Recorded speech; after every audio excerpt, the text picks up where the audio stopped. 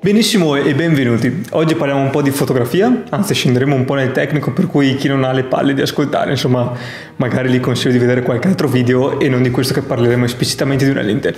Oggi vi volevo parlare di questa lente qua, il 50 mm f1.8, che praticamente è l'obiettivo più maltrattato su internet. Infatti trovate qualsiasi tipo di recensione, da chi li fa veramente schifissimo a chi li fa medio, che anche qualcuno che gli piace. Come sempre vi vorrei dare una versione di utilizzo professionale, quindi al di là del punto di vista amatoriale o comunque con una riflessione diciamo per un utilizzo abbastanza intensivo. Ho sempre il timore che non sta registrando, perché ogni tanto mi interrompo e vado a vederla. Parliamo della lunghezza focale. 50 mm su full frame, io l'ho utilizzato su una Sony A7R2. Sono amantissimo del 50 mm perché è un po' una mezza via, cioè sta un pochino a cavallo tra un obiettivo, tra un teleobiettivo e un grandangolo, diciamo, per cui in verità non è che mi fa proprio impazzire. Però la cosa veramente bella del 50 mm è che spesso è un salvaculo, nel senso che va bene in molte situazioni, ad esempio dalla ritrattistica all'oggettistica. Qui fa sempre comodo avere una lente di questo tipo. Io personalmente sono amante del 35 mm, però in 50 mm diciamo che è necessario averlo sempre in borsa. 50 mm, lente appunto lunghezza focale che non mi piace tantissimo, però devo dire che fa il suo sporco lavoro. La qualità è definita, c'ha un bel bokeh, quindi lo sfocato dietro a 1.8 non è assolutamente male, e anche da 2,5-3 inizia a essere parecchio definita l'immagine. Per la qualità di immagine nulla da dire. Mentre passiamo un pochino alla costruzione, come potete vedere praticamente è plastica pura al 100%, al di là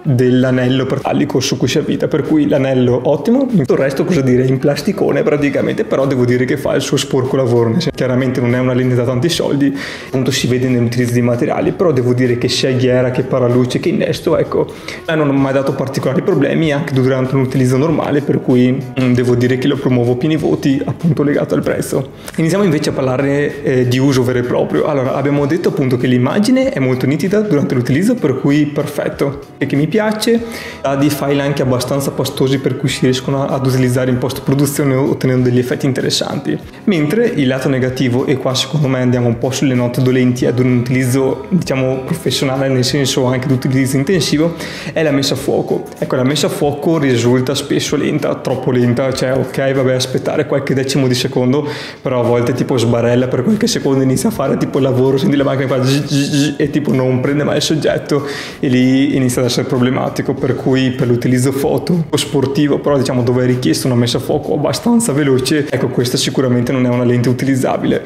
Anzi, tante volte mi è capitato di utilizzarlo settato in manuale per avere una messa a fuoco più veloce, quindi vi lascio immaginare quanto ci vuole perché questa lente qua metta a fuoco in maniera efficace. Ma se non avete richieste di velocità necessaria, ecco, questo è il problema principale e va sicuramente superato tramite o una messa a fuoco manuale o semplicemente portate pazienza e aspettate che la lente metta a fuoco. Dall'altro canto io penso anche che anche la spesa rispetto alle lenti Sony, ecco, non è tantissima, per cui diciamo va sempre pesata un pochino la bilancia. Se devo dire la mia, diciamo, questa lente qui per ora la tengo nel mio corredo, in quanto non risulta utile in alcune situazioni e comunque è parecchio luminosa, ma devo sempre tenere presente che questa lente qua appunto va utilizzata su contesti no tranquilli, iper tranquilli, quindi dove ho veramente la calma di vedere cosa il soggetto o vedere l'inquadratura che voglio, appunto, e non entrare di certo nel caso sono io che corro dietro al soggetto, per cui è una cosa, diciamo, una scena molto veloce e devo